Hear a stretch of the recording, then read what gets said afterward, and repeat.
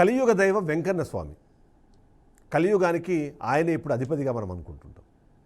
కలియుగాంతం జరగాలంటే ఏదైతే మనం మాట్లాడుతున్నట్టుగా ఈ అన్యాయాలు, అక్రమాలు ఇవన్నీ కూడా శృతిమించిపోయి కల్కి అవతారంలో దేవుడు వచ్చి ఈ కలియుగాన్ని అంతం చేస్తాడు అన్నది మనందరికీ తెలిసిన అంశమే. అది one side of the story. కానీ ఇప్పుడు కలియుగంలో ఉన్న ఆ వెంకన్న స్వామి అందరికీ సమానంగా ఎందుకు లేడు అన్న ప్రశ్న చాలామందిలో వినిపిస్తుంది. ఆ దేవదేవుడి దర్శనం చేసుకోవడం కోసము వందలాది కిలోమీటర్లు ట్రావెల్ చేసి గంటల కొద్దీ క్యూ లైన్లలో నిల్చొని కనీసం ఆయన కనిపించే ఆ 5 సెకండ్ల కోసం పరితపిస్తుంటారు భక్తులందరూ. నేను ఒక మంచి ఎగ్జాంపుల్ చెప్తాను. నిజంగానే దేవుణ్ణి దర్శించుకున్న వాళ్ళందరూ దీన్ని ఒకసారి అవలోకనం చేసుకోండి. ఒక్కసారి మీరు మహాద్వారం దాటి వెండి వాకిల్ని దాటి బంగారు వాకిల్లోకి ఎంటర్ అయిన తర్వాత ఆ దేవుడిని చూడాలన్న ఆదుర్ద తప్ప మీ మనసులో ఇంకొక అంశం కూడా రాదు.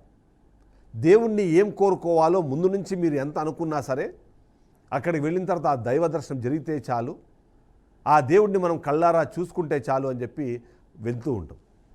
అక్కడ వెళ్ళే క్రమంలో ఎంత రద్దీగా ఉన్నా, క్యూ లైన్లలో ఎంత తోసుకున్నా కిందికి కూడా చూడకుండా ఎదురుగా కనిపించే ఆ దేవదేవుడి ఆ మహా రూపాన్ని, ఆ విగ్రహాన్ని చూడడానికి మనం వెళ్తూ ఉంటాము. ఆ నేపథ్యంలో ఒక్కసారి ఆ దేవుడి దర్శనం జరిగిన తర్వాత నీకున్న అన్ని సమస్యలు, అన్ని బాధలు, నీ చివరికి నీ కోరికలతో సహా అన్నీ మర్చిపోయి ఆ దేవుణ్ణి చూసి ఆ జయుడు విజయుడు ఉండే ఆ ద్వారం నుంచి లెఫ్ట్కి తిరగంగానే నువ్వు ఆ దేవదేవుడి రూపాన్ని నీ లోపల ఆవహింపు చేసుకొని మర్చిపోతావు. ఆ దేవదేవుడి విగ్రహం ఎలా ఉంటుందో ఈరోజు ఎవరైనా ఆలోచించినా సరే ఆ దేవదేవుడి రూపం ఎవరికి గుర్తుకు రాదు. ఆ గుర్తుకొచ్చేది కూడా టీవీల్లోనూ, సినిమాల్లోనూ అక్కడెక్కడ మీరు చూసే ఆ బొమ్మలే తప్ప యాక్చువల్ విగ్రహం అనేది మీకు గుర్తుకు రాదు. అది ఆ దేవుడికున్న మహిమ. ఎన్నిసార్లు వెళ్ళినా, ఎన్నిసార్లు చూసినా ఆ తన్మయత్వం అన్నది ఏ ఒక్కసారి మిస్ అవ్వకుండా కనిపించే ఆ మహోన్నతమైన ఆ దేవుడి రూపం ఏదైతే ఉందో ఆ రూపాన్ని అక్కడ దర్శించుకోవడం కోసము ఇంత వ్యవప్రయాసాలు కూరి అక్కడికి వెళ్తూ ఉంటాం. ఎప్పుడు వెళ్ళినా సరే గంటల కొద్దీ నిరీక్షణ చేస్తున్న భక్తుల్లో ఒకటే ఒక ప్రశ్న, ఎందుకు ఆ దేవుడి దర్శనం అన్నది అందరికీ సమానంగా లేదు అని. సమానంగా లేకపోవడానికి కారణాలు మనం ఎలా చూసినా సరే ఈ మధ్యకాలంలో వచ్చిన కొన్ని కాంట్రవర్సీసు ప్రతి ఒక్కరిని ఆలోచింపజేస్తున్నాయి. ఆ కాంట్రవర్సీ కారణాలు కూడా నేను చెప్తాను. దానికన్నా ముందు ఒక 2 బైట్స్ చూపిస్తాను నేను, వాటిని ఒకసారి చూడండి మీరు.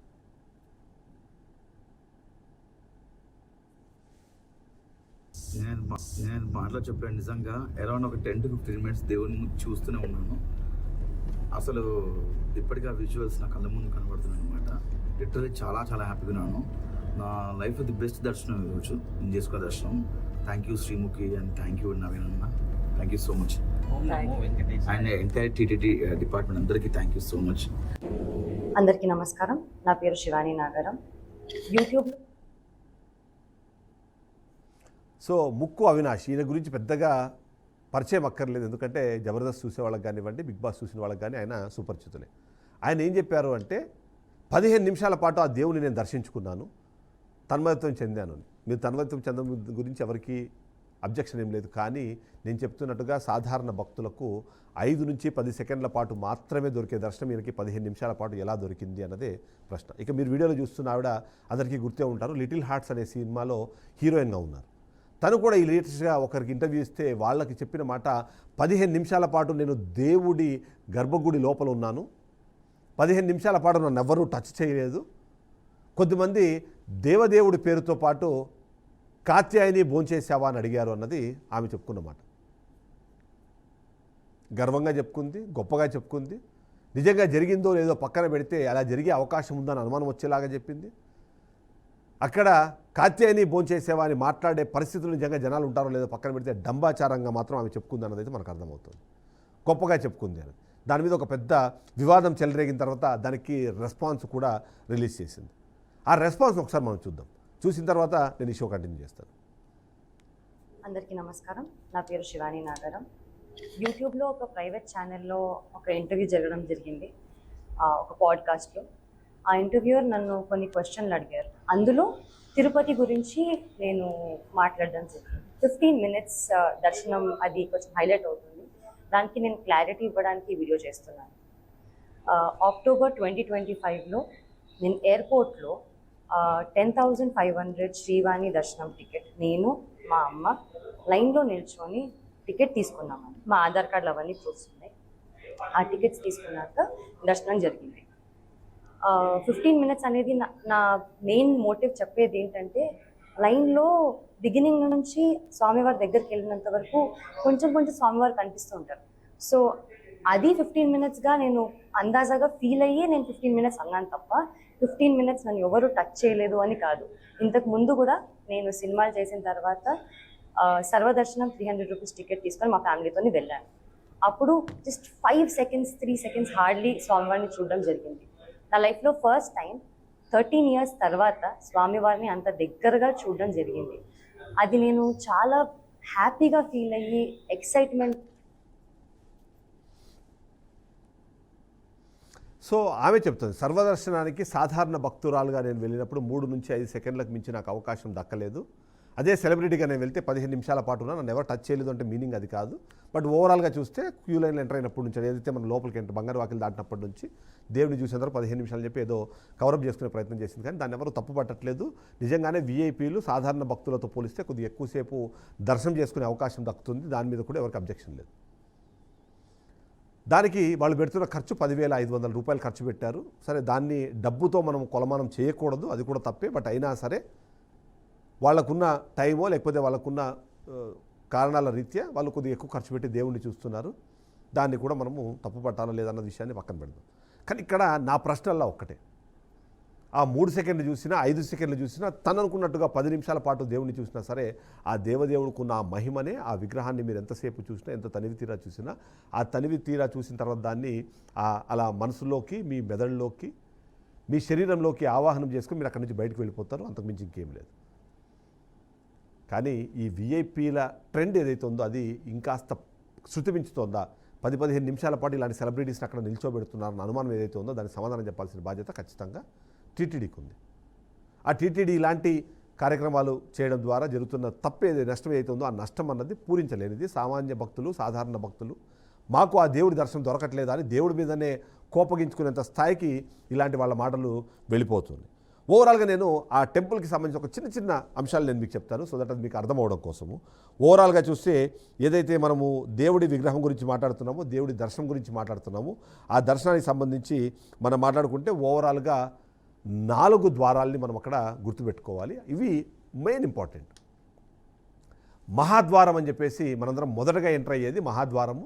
మహాద్వారం లోపలే మీకు లెఫ్ట్ సైడ్లోనేమో ఏదైతే అక్కడ వేదాశీర్వచనం ఇచ్చేది కనిపిస్తూ ఉంటుంది. అక్కడనే మీకు తులాభారానికి సంబంధించి కనిపిస్తుంటుంది.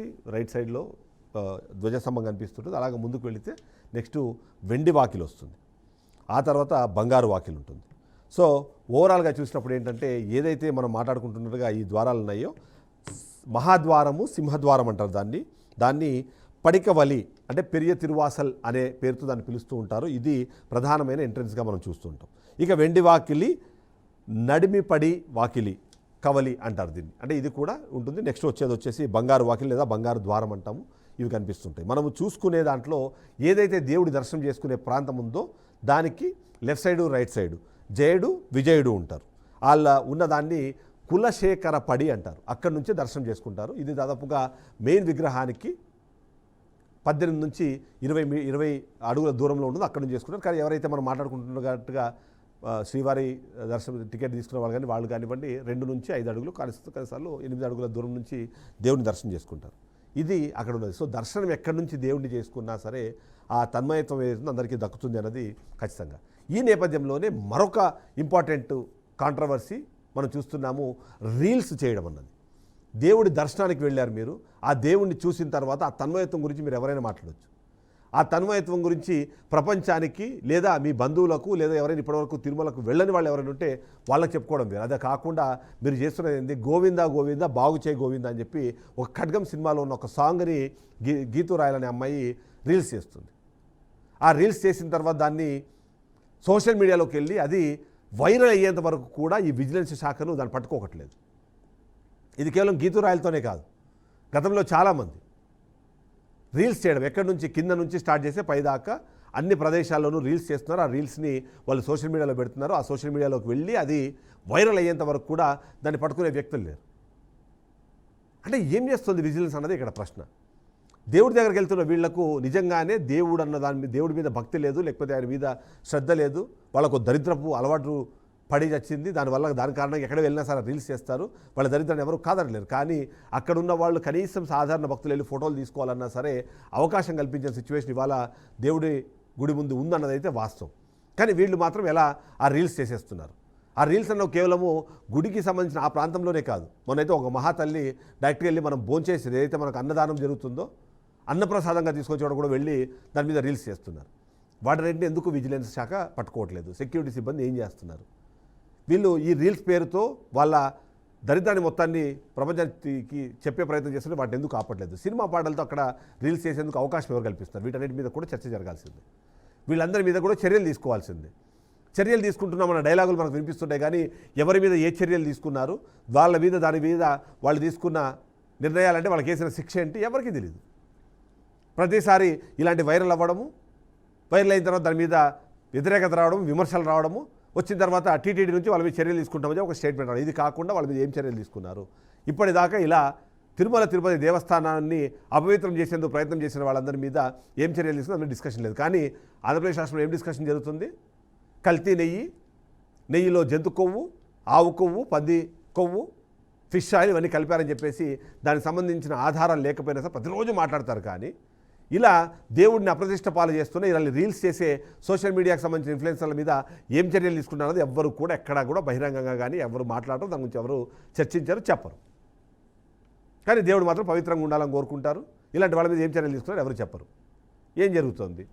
ఓవైపు సెలబ్రిటీలకేమో దేవుడు దగ్గర దాకా తీసుకెళ్ళి దర్శనం చేయిస్తారు, 15 నిమిషాలు అక్కడే ఉంచుతారు. ఇలా మాట్లాడిన వాళ్ళు ఒకరితో అయితే మాట్లాడిన వాళ్ళు ఎంతమంది ఉన్నారో మనకు తెలియదు. రీల్స్ చేసి అవి సోషల్ మీడియాలో వైరల్ అయ్యేంత వరకు పట్టించుకొని విజిలెన్స్ డిపార్ట్మెంటు నిజంగానే తిరుమల పేరుతో ఏదైనా సరే ఎవరైనా ట్యాగ్ చేస్తే వెంటనే వాటిని మనం ఆపేంత కెపాసిటీ అలాంటి టెక్నాలజీ మన దగ్గర ఉన్నప్పుడు ఆ టెక్నాలజీని ఎందుకు వాడుకోవట్లేదు? దేవుడి చాంటింగ్ తప్ప, ఆ దేవుడికి సంబంధించిన ఆ నామాలు తప్ప వేరేవి ఏమైనా వినిపించి దానికి ట్యాగ్లు చేసి తిరుమలకి ఏమైనా సంబంధించిన ట్యాగ్ చేసి వెంటనే అవి బ్లాక్ అయ్యేలాగా టెక్నాలజీని ఎందుకు ఉపయోగించుకోవట్లేదు అన్న ప్రశ్న కూడా సమాధానం చెప్పాలి. డ్రోన్లు తీసుకొని డ్రోన్లు ఎగరేస్తున్నారు, వాటి మీద చర్యలు కూడా అప్పుడప్పుడు ఉంటున్నాయి. ఎవరు దాని గురించి మాట్లాడేవాళ్ళు ఏం చర్యలు తీసుకున్నారు ఎవరికి తెలియదు. కేవలం చర్యలు తీసుకున్న అన్న పదం మాత్రమే అందరికీ తెలుసు. సో ఇప్పటికైనా సరే ఈ స్పెషల్ ట్రీట్మెంట్లు మానేసేయండి. సాధారణ భక్తుల, స్పెషల్ భక్తుల మీ కారణాలు మీకు ఏమైనా ఉండివ్వండి, వాళ్ళకి ఎలాంటి ఫెసిలిటీస్ అయినా మీరు ఇవ్వండి. ఎవరు దాని మీద అబ్జెక్షన్ చెప్పట్లేదు. కనీసం 5 సెకండ్లు అక్కడ నిలబడుకునే అవకాశం అయినా కల్పించండి. వాళ్ళకి 5 నిమిషాలు 15 నిమిషాలు పెట్టినప్పుడు కనీసం ఒక 30 సెకండ్లు ఉంచే ప్రయత్నం చేయండి అనేది అడుగుతున్నారు. కానీ అక్కడ ఉన్న రష్ కారణంగా అది అవకాశం లేకపోవచ్చు. కానీ ఇలాంటి స్పెషల్ ట్రీట్మెంట్లు ఇచ్చారు మాకు అని ఎవరైతే వీడియోలు రిలీజ్ చేస్తున్నారో వాళ్ళ మీద చర్యలు తీసుకోండి. వాళ్ళని అలా ఎవరు అలౌ చేస్తారో ఆ ఆలయ సిబ్బంది మీద చర్యలు తీసుకోండి. అలా 15 నిమిషాలు లోపల పెట్టే అవకాశం ఉందో లేదనేది ప్రజలకి క్లారిటీ ఇవ్వండి. ప్రజలు ఫీల్ అవ్వకూడదు. డబ్బులు పెడితే దేవుడికి మంచి దర్శనం దొరుకుతుంది, డబ్బులు పెట్టలేదేమో అందుకే నాకు దర్శనం దొరకలేదేమో. ఎందుకంటే నేను చెప్తున్నా మళ్ళీ అగైన్ అండ్ అగైన్, అది దేవుడి మహిమ. మీరు దేవుణ్ణి దర్శించుకొని మీరు ఎప్పుడైతే జయ విజయుడి దగ్గర నుంచి మీరు దేవుణ్ణి అక్కడి నుంచి దేవుని దర్శించుకొని మీరు పక్కకి వెళ్ళంగానే దేవుడు నీలో అంతర్ధానం అయిపోతారు, ఆయన నీకు గుర్తుండడు. కానీ ఇలాంటి డైలాగ్స్ వినడం వల్ల, ఇలాంటి స్టేట్మెంట్స్ వినడం వల్ల దేవుడి దర్శనం నాకు సరిగా జరగట్లేదో అనే ఒక ఆలోచన జనాల్లోకి వచ్చే అవకాశం ఉంది. కాబట్టి దాన్ని తప్పించాలని మాత్రం నేను కోరుకుంటున్నాను. ఇది వాళ్ళ పాయింట్ ఈకోడెడ్. నెక్స్ట్ పాయింట్తో మళ్ళీ కలుద్దాం. స్టేట్ టు బీఆర్కే న్యూస్, తెలుగుడి సత్తా.